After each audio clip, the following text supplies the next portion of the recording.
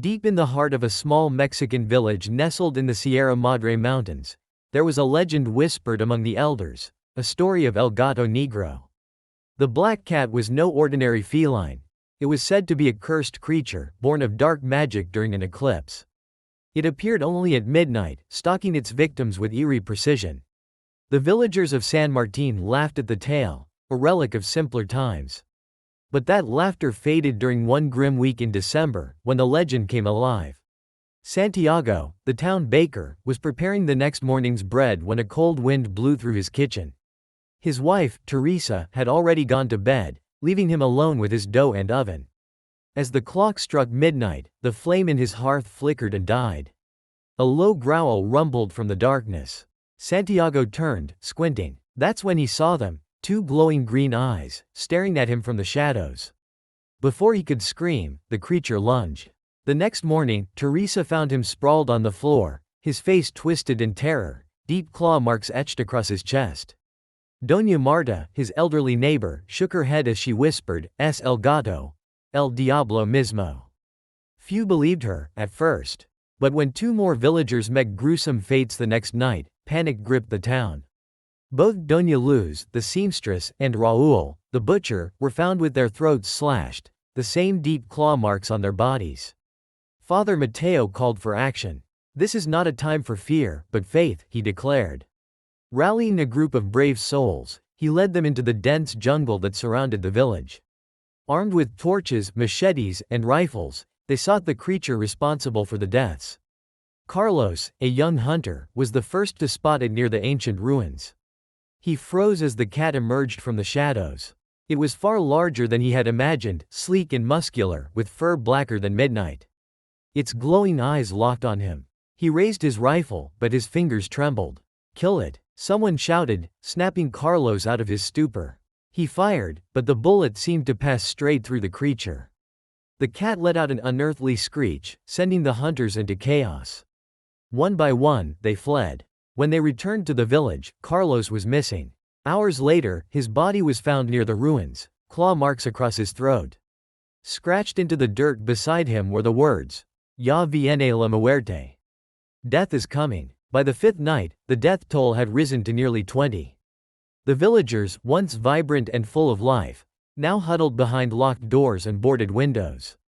"Nothing can stop it," they murmured. "It passes through walls, slips through shadows." In the town square, Elisa sat in her dimly lit home, flipping through old texts. She had come to San Martin as a teacher, but her studies in ancient Mesoamerican culture gave her a unique insight into the legend.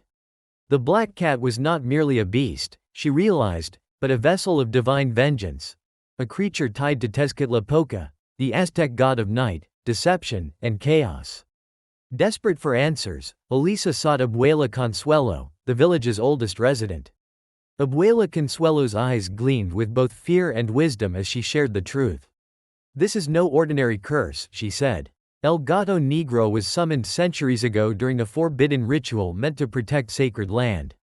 It will kill until its hunger is sated, or until it is banished back to where it came from.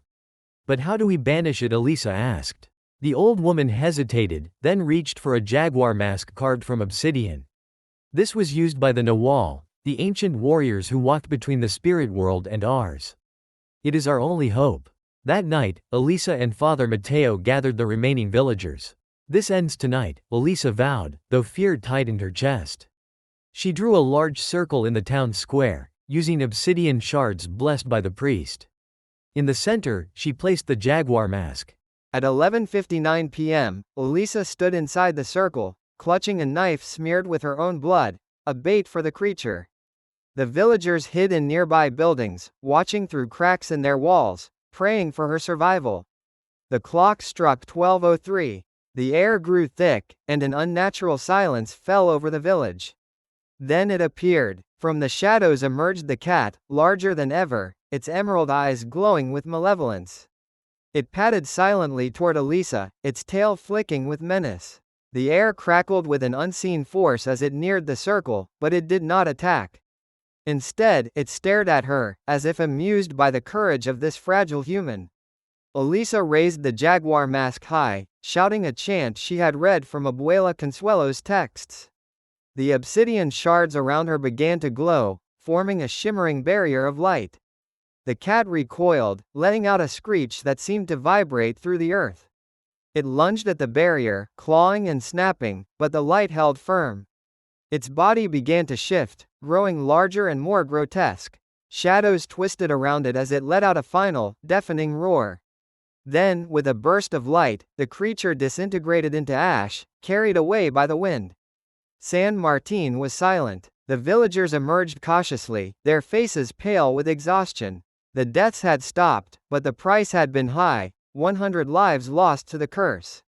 The ruins were sealed, and the jaguar mask was taken far away by Elisa, who left the village shortly after. She carried the mask in a heavy wooden box, unsure of what to do with it. Some say Elisa destroyed it. Others believe she kept it, just in case the darkness ever returned.